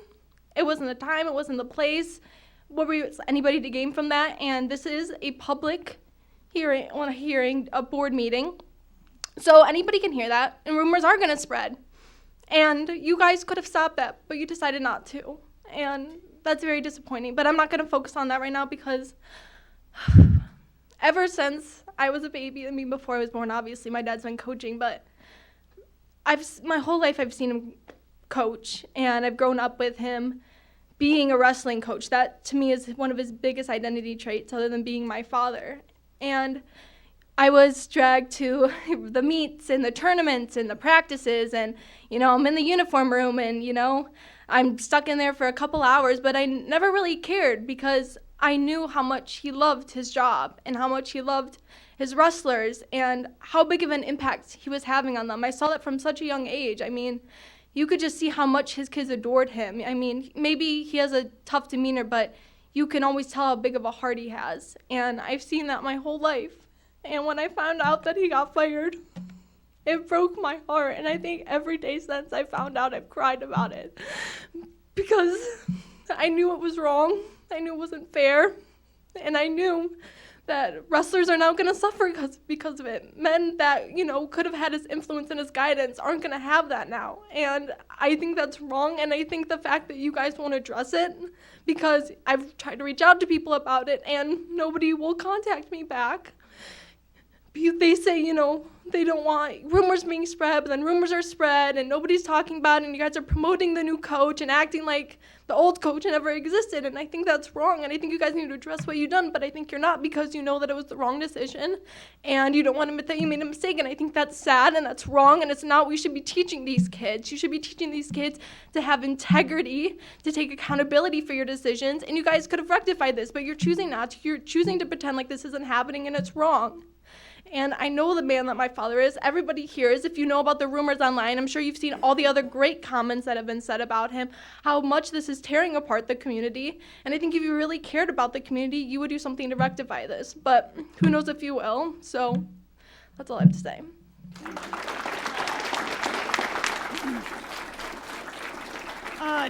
Diane Sanabria and Elena Sanabria.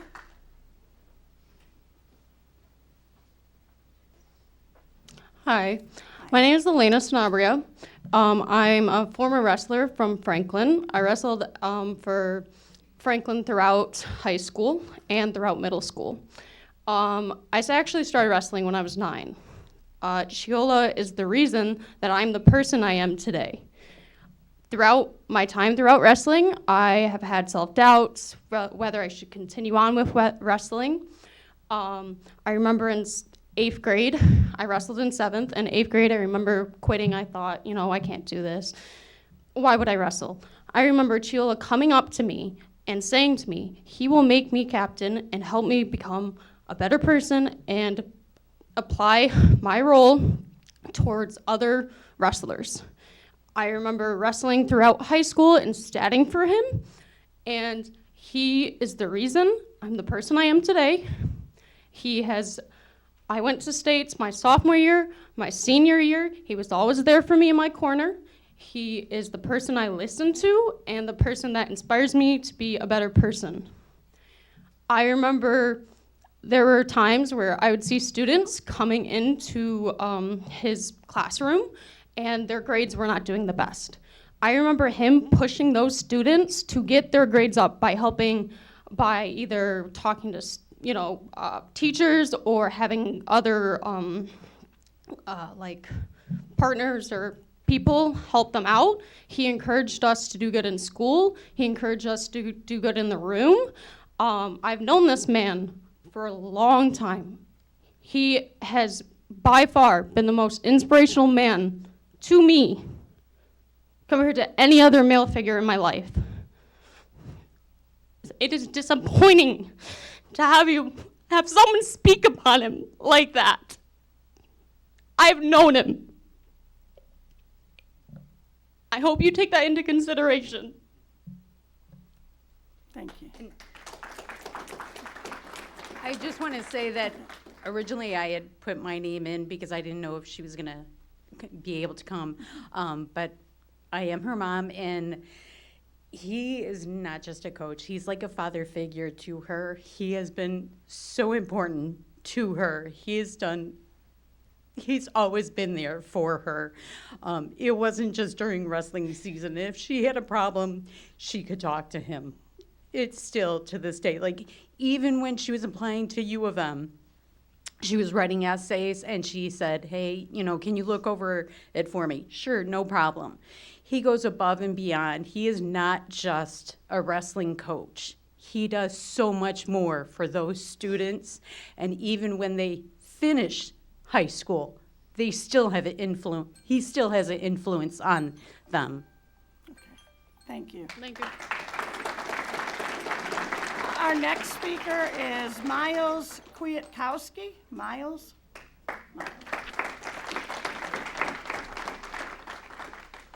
Hi, I'm Miles Kwiatkowski. I'm a senior at Franklin High School. It's going on my 3rd season. Although I've only been wrestling under Chiola for 3 years, he's still been a huge part of my life for a long time.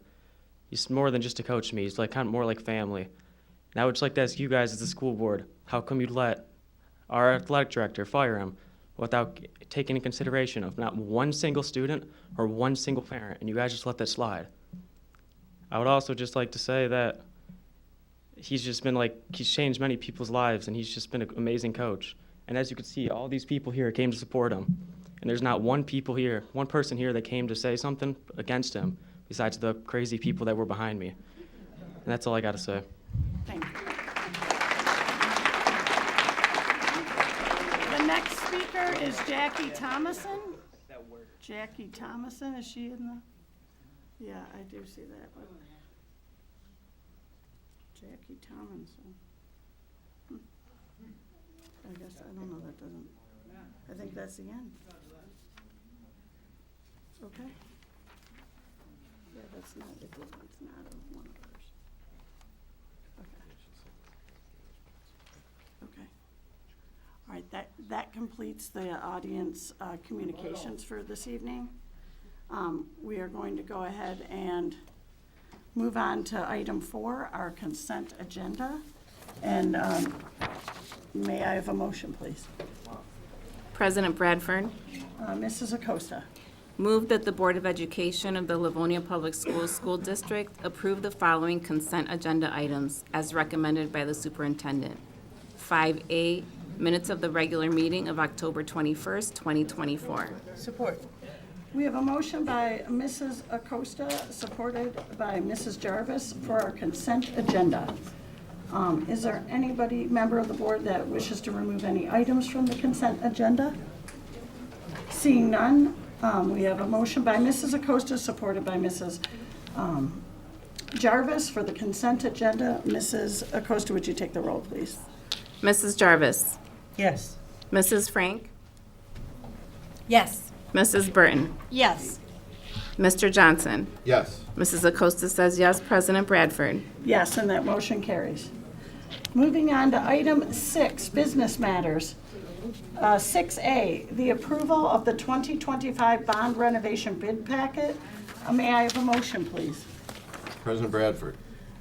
Mr. Johnson. Move that the Board of Education of the Livonia Public Schools School District approve the recommendation from its owner's representative, Plant Moran Real Point, and its construction manager, Clark Construction Company, to approve the contractors identified in the attachment and the construction project budgets for Phase 4, bid package number 1 for 2025 renovations at Buchanan Elementary, Grant Elementary, Johnson Upper Elementary, and Churchill High School in the total amount of $14,958,428, which includes costs for hard construction, fees, and contingency, and authorize the superintendent or her designee to negotiate and execute final contracts on behalf of the Board of Education with the awarded contractors. Support? We have a motion by Mr. Johnson, supported by Mrs. Burton, for the approval of the 2025 bond renovation bid packet. And this evening, we are going to hear from Mr. Francis. Good evening. As discussed in detail and at length at the Committee of the Whole last week, we had... Can you hold on? Absolutely. We need one door open, please. Yeah, we got one. Thank you. You could. Yeah, that one would be great. Okay, go ahead, Mr. Francis. Sure. As I was saying, at last week's Committee of the Whole, we went into quite a bit of detail and depth into the bid pack number 1. We had really good coverage for this bid pack for the summer of 2025 bond renovations. We have quite a bit of work through the 4 buildings that have been mentioned, and the contractors have been vetted. They are being recommended to you via Clark Construction, Plant Moran Real Point, as well as the Livonia Public Schools team. As you know, the funds from this will come from the 2021 bond initiative, so we do support this motion. Thank you. Do we have any questions or comments from the board? Oh yes, Mrs. Burton. Just wanted to make the point, as we do at some of our regular meetings, that frequently for some of our significant votes on dollar items like this, we may not have the number of questions that you would expect at the voting meeting because we have discussed them at both the study session and in great detail at our Committee of the Whole meeting. So if folks would like some information on the details of this and some of the other items upon which we'll be voting at this agenda, they could tune into our Committee of the Whole meeting on our website, and you can get a lot of questions and answers taken care of there. Thank you, Mrs. Burton. All right, we have a motion by Mr. Johnson, supported by Mrs. Burton, for the approval of the 2025 bond renovation bid packet. Mrs. Acosta, would you take the roll, please? Mr. Johnson? Yes. Mrs. Burton? Yes. Mrs. Jarvis? Yes. Mrs. Frank? Yes. Mrs. Acosta says yes. President Bradford? Yes, and that motion carries. Moving on to item 6B, the approval of the 2025 roofing bid packet. May I have a motion, please? President Bradford. Mrs. Jarvis. Move that the Board of Education of the Livonia Public Schools School District approve the recommendation of the owner's representative, Plant Moran Real Point, to award the contracts for roofing replacement at Central Office Administration Building to MTD Construction, Brighton, Michigan, in the amount of $298,165. The warehouse building to Lutz Roofing, Shelby Township, Michigan, in the amount of $348,000. And Webster Elementary School and Churchill High School to Royal Roofing, Lake Orion, Michigan, in the amount of $3,470,100, plus 6% contingency on the total project in the amount of $246,976, for a total approved roofing project amount of $4,363,241, and authorize the superintendent or her designee to negotiate and execute final contracts. Support. We have a motion by Mrs. Jarvis, supported by Mr. Johnson, for the approval of the 2025 roofing bid packet. And again, we're going to hear from Mr. Francis. Thank you, President Bradford. This is a sinking fund, planned sinking fund project, as discussed at last week's Committee of the Whole. We have, as mentioned, the warehouse building on this campus The building that we're sitting in right now, the roofs at these, we have Churchill High School, and we also have Webster Elementary School in this packet. This is part of the 10-year plan through the sinking fund, and we had good bid coverage. We were very pleased again with the bidding as they came in, and we do recommend the board approve this item.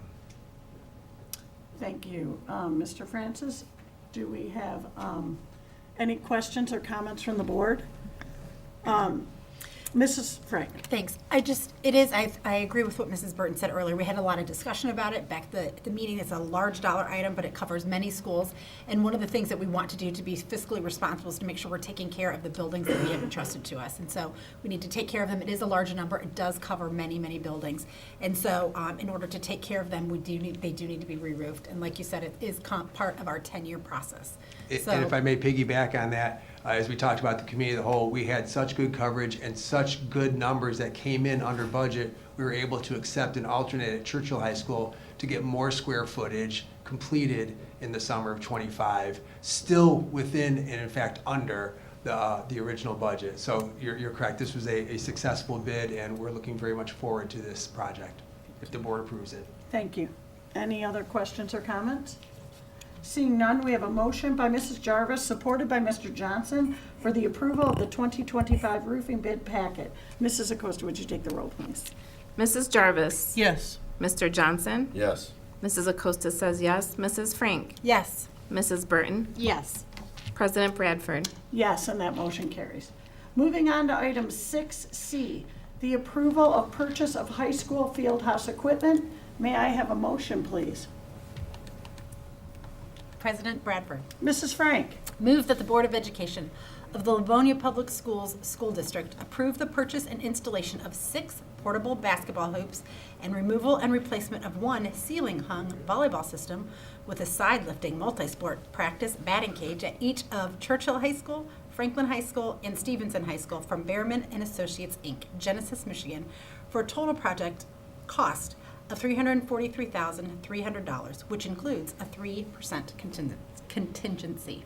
Support. We have a motion by Mrs. Frank, supported by Mrs. Acosta, for the approval of purchase of high school fieldhouse equipment. And again, we're going to hear from Mr. Francis. Thank you again. You're welcome. This is a capital projects fund project, and that sounds odd when I say put the projects twice in there, but that is the budgetary and the line item that we'll be using the dollars for. This will be replacing the original equipment in the 3 high school field houses. Those opened up in the very early 2000s. This is 20 plus years of use of PE classes throughout the decades, and many tournaments, etc. So these hoops and the exchange of a volleyball system for an additional batting cage was detailed in the committee in the whole. I don't want to go down that road right now unless the board would like me to, but folks can check out the committee of the whole as to why we're making that switch out. But all of this through the support of the 3 high schools to say this would be in the best interest of their PE classes, of their students, of the items that they hold at the field house. So we're very excited about this change out and refresh at our 3 high school field houses. Thank you, Mr. Francis. Any questions or comments? Seeing none, we have a motion by Mrs. Frank, supported by Mrs. Acosta, for the approval of purchase of high school field house equipment. Mrs. Acosta, would you take the roll, please? Mrs. Frank? Yes. Mrs. Acosta says yes. Mr. Johnson? Yes. Mrs. Jarvis? Yes. Mrs. Burton? Yes. President Bradford? Yes, and that motion carries. Moving on to item 7, instruction matters. This evening, we do not have anything under that section, so we will move on to item 8, personnel matters. And we'll go with 8A, teachers for approval. May I have a motion, please? President Bradford? Mrs. Burton. Move that the Board of Education of the Livonia Public Schools School District accept the recommendation of the superintendent and offer employment for the 2024-2025 school year to the teachers listed on the attached document. Support. We have a motion by Mrs.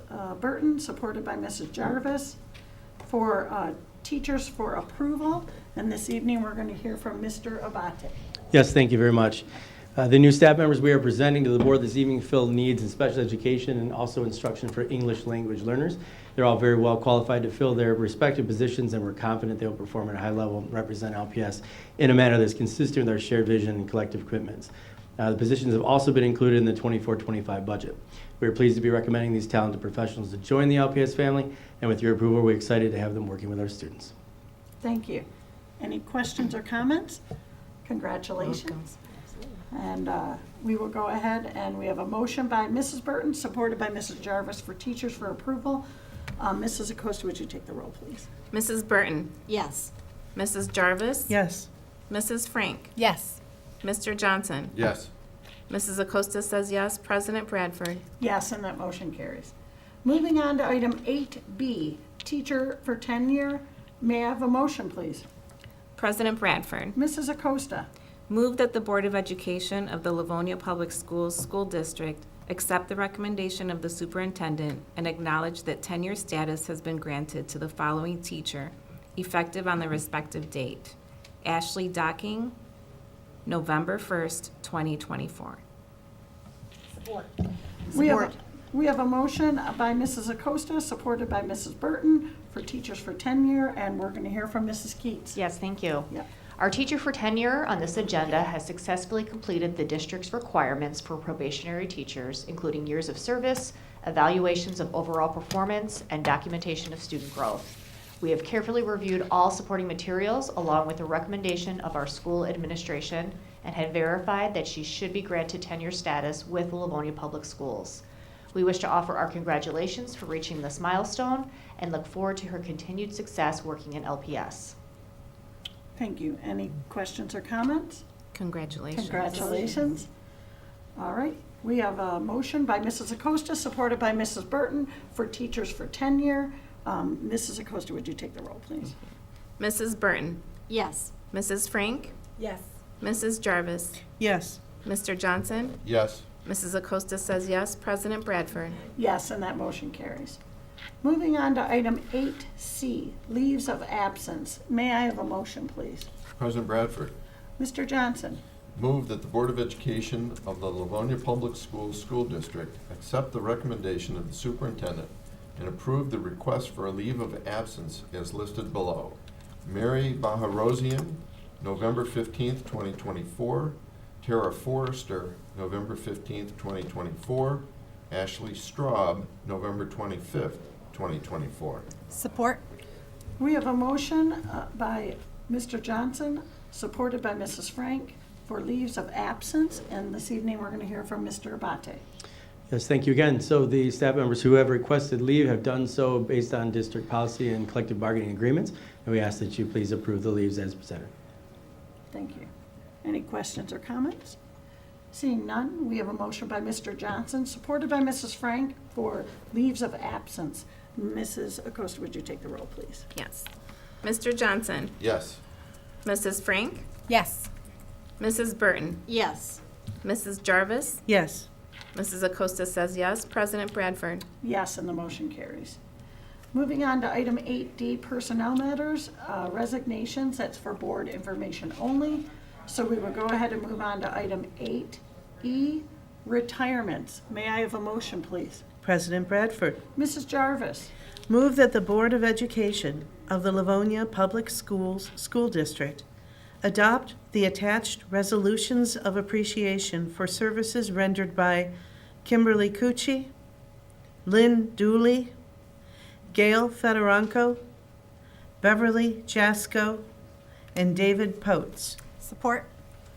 We have a motion by Mrs. Jarvis, supported by Mrs. Frank, for retirements, and we're going to hear from Mrs. Keats. Yes, tonight we honor and congratulate 5 members of our LPS family who are retiring from their positions with Livonia Public Schools. As they leave the district, they take with them a combined total of 114 years of experience. On behalf of the administration, I would like to thank our retirees for their dedicated years of service that they have provided the students of LPS, and we ask the board to please adopt the attached resolutions of appreciation. Thank you. Any questions or comments? Congratulations. Congratulations, that's amazing. That's a lot of years of service. and great service. We appreciate it. And have a happy retirement. We have a motion by Mrs. Jarvis, supported by Mrs. Frank for retirements. Mrs. Acosta, would you take the roll, please? Mrs. Jarvis? Yes. Mrs. Frank? Yes. Mr. Johnson? Yes. Mrs. Burton? Yes. Mrs. Acosta says yes. President Bradford? Yes, and the motion carries. Moving on to item 9, hearing from board members. 9A, it's the second reading, board policy IKF, school stores. May I have a motion, please? President Bradford. Mrs. Frank. Move that the Board of Education of the Livonia Public Schools School District accept the recommendation of the Policy Committee and adopt board policy language per the attached document for board policy IKF, school stores. Support. We have a motion by Mrs. Frank, supported by Mrs. Jarvis, for the second reading board policy IKF, school stores. And this evening, we're going to hear from Mr. Etu. Thank you very much. And yes, this is IKF, Board Policy Instructional Program School Stores. We worked over the last couple of months to make sure that the language within this board policy is updated to match that of federal law, state guidelines, as well as a legal reference with Healthy Hunger-Free Kids Act of 2010. I can read it in its entirety if you like to, or either way. Yes, please. Okay. Oh, second reading. We already had the first So we're good to reading? go. Yes. So we're good to go. Perfect. All right. All right, thank you. Are there any questions or comments regarding the policy? We had lots of discussion. Yes, seeing none. We can go ahead. We have a motion by Mrs. Frank, supported by Mrs. Jarvis for the second reading of board policy IKF, school stores. Mrs. Acosta, would you take the roll, please? Yes. Mrs. Frank? Yes. Mrs. Jarvis? Yes. Mr. Johnson? Yes. Mrs. Burton? Yes. Mrs. Acosta says yes. President Bradford? Yes, and that motion carries. Moving on to item 9B, second reading of board policy IF, instructional resources. May I have a motion, please? President Bradford. Mrs. Burton. Move that the Board of Education of the Livonia Public Schools School District accept the recommendation of the Policy Committee and adopt board policy language per the attached document for board policy IF, instructional resources. Support. We have a motion by Mrs. Burton, supported by Mrs. Frank, for the second reading of board policy IF, instructional resources. And this evening, we're going to hear from Mrs. O'Brien. Thank you, President Bradford. This policy we talked about over the last several months. We added one statement about copyright law because the administrative procedures is about following copyright law, and it was not noted in the board policy. So we talked about and updated the administrative procedures, but felt like we wanted to add that sentence about following the United States Code and copyright law. Thank you. Any questions or comments? Mrs. Burton? Yes, President Bradford, since we did not read that one in its entirety with that sentence added, could we read that at this time? Yes. Would you please read that in its entirety? Yep, Mrs. this is a second reading, so we did read it. Oh, we did, We must including the copyright laws? Yes, we added this line before the first reading when we were discussing With it. several discussions? Yep, we have talked about it a lot. Okay, then we are not going to read it in its entirety. It's already been read. It has. All right. We will Thank go. you. Yes, thank you. All right, we will go ahead, and we have a motion by Mrs. Burton, supported by Mrs. Frank, for the second reading board policy IF, instructional resources. Mrs. Acosta, would you take the roll, please? Mrs. Burton? Yes. Mrs. Frank? Yes. Mrs. Jarvis? Yes. Mr. Johnson? Yes. Mrs. Acosta says yes. President Bradford? Yes, and that motion carries. Moving on to item 8C, first reading of board policy 9. I apologize. It is 9C, first reading of board policy IFE, field trips.